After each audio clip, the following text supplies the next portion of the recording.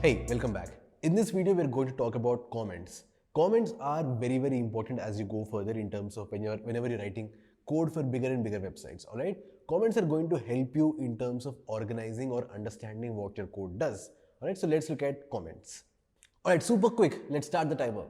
So now we have our index.html file and we have our basic HTML structure. Now what I want to show you is I want to show you comments. So what are even comments? For example, let's say I have an h2 tag and I'm saying this is a smaller heading and I save and go back and this is our heading, right? Now in terms of the HTML, everything is fine, but if somebody else comes into your website and somebody else is going through your website, or if you come back to your code after 2 or 3 months, you need to understand what things are, right? So for that, you're going to add some comments to your code. And how do you do that? By saying this.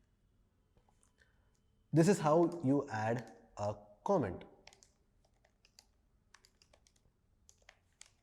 All right. So what this does is whenever you save and go back, this is not going to render in your HTML, right? This is just for your purposes so that you can understand what this code is actually doing, right? So as the sections or as the divisions increase, you can clearly indicate why this particular division exists, right? Command slash or control slash to kind of start a comment. You can say this division has a login form, and inside that you can have a form, right? So something like this. So always comment your code. That is going to be very helpful. So going forward, we are going to comment our code every single time. So that is also going to be like a regular practice to you. Perfect. That's it. All right. So that was comments. So in the next video, we're going to look into how to add icons to our tabs.